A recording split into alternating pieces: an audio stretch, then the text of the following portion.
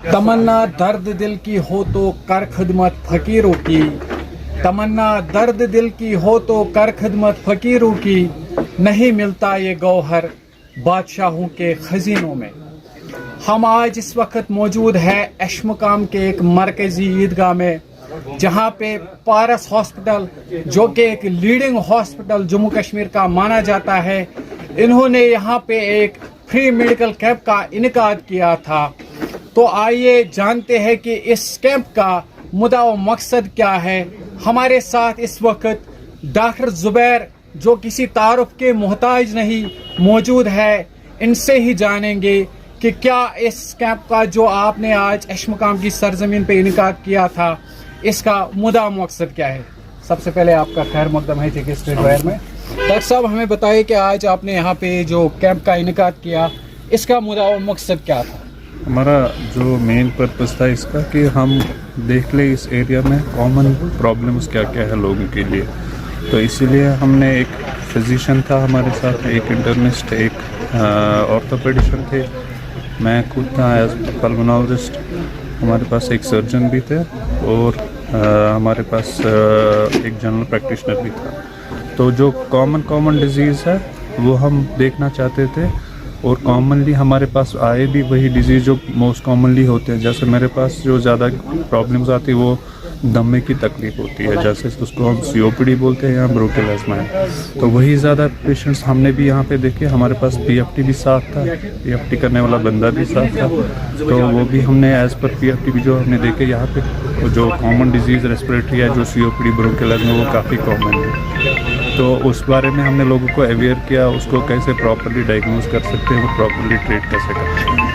Sir, most common जो है, जो कि आपको भी पता है, हमें भी पता है, वो जो COPD होता है, यानी कि जो दमों में दमा का तकलीफ होता है, जो एज रिलेटेड है, वो कॉमनली जो 50 साल के बाद होती है, वो स्मोकिंग की वजह से।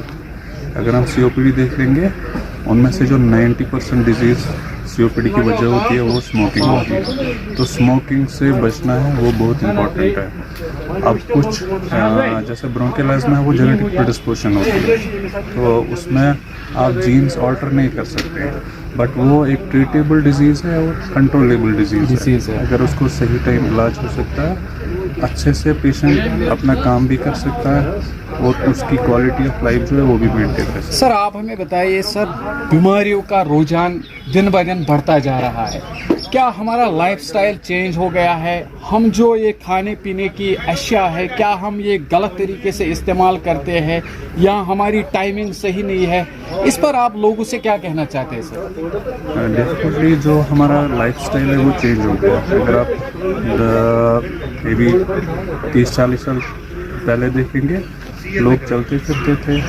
आज हमें अगर जस्ट कुछ आधा किलोमीटर की डिस्टेंस पे जो हम गाड़ी इस्तेमाल करते हैं, सही बात। तो एज ए रिज़ल्ट हमारा जो फिज़िकल एक्टिविटी है वो बहुत कम हो गई। तो उसकी वजह से जो कार्डियोवैस्कुलर डिजीज़ का बर्डन है वो बढ़ गया है। स्मोकिंग बहुत कॉमन है, मगर सिर्फ यही नहीं रीज़न है कि बीमारियाँ बढ़ रही। Main one of the important reason जो है वो हम डिटेक्शन है, क्योंकि लोग हेल्थ कॉन्शियस होते हैं। अब वो खुद ही आते हैं चेक करने के लिए, खुद ही आते हैं कि हमें कोई तकलीफ है या नहीं, या बहुत अर्ली सिम्टम्स है तो वो आ जाते हैं। तो वो भी एक रीज़न है कि हम बोल रहे नहीं बीमारियाँ ज़्यादा हैं। तो ऐसा नहीं है, एक लोग हेल्थ कॉन्शियस है।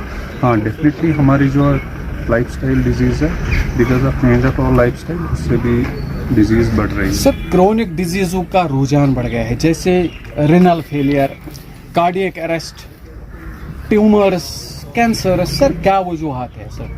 जो ज़्यादा, जैसा आपने रिनल फेलियर का बोला है, उसमें जो मोस्ट लीडिंग कॉजेज़ है, एक तो है हाइपरटेंशन, BP, शुगर, ये दो मोस्ट कॉमन है। तो यही अगर कंट्रोल ना हो जाए, जैसे अभी आपने बोला, हम जैसे बोल भी रहे थे कि लाइफस्टाइल डिजीज़ है, तो शुगर एक लाइफस्टाइल डिजीज़ है।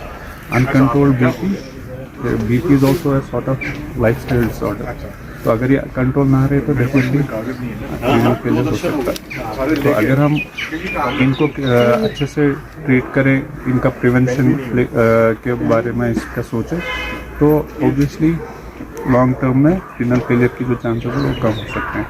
मगर पेशेंट को दिखाना पड़ेगा, एक डॉक्टर से, एक एक्सपर्ट से कंसल्टेशन लेना पड़ेगा, तभी जाके उनको पता चलेगा कि मुझे ये तकलीफ है। हाइपरटेंशन को हम बोलते हैं साइलेंट किलर। सही भी लगती है। यूजुअली जो पेशेंट्स बोलते हैं कि हमें हेडेक है, वो तभी जाके बीपी चेक कर लेते हैं, मगर majority of times it's a silent killer. Patient को बीपी हाई होता है, कभी 200 भी होगा, पता नहीं होता है। तो स्पेशली जो मोर देन 45 ईयर्स है, they should regularly check their blood pressure. ऐसे शुगर भी काफ़ी कॉमन है, अगर किसी को फैमिली में किसी को डायबिटीज़ है, they should also go to a doctor and check their sugar. Specially अगर किसी को फैमिली हिस्ट्री ऑफ डायबिटीज़ है, किसी को मोटापा है, तो उनको चेक करना चाहिए। बहुत बहुत शुक्रिया डॉक्टर साहब हमारे साथ बात करने के लिए। जैसा कि आपने खुद सुना कि डॉक्टर साहब क्या कह रहे हैं, किन चीज़ों से हमें इज्तनाब करने की ज़रूरत है।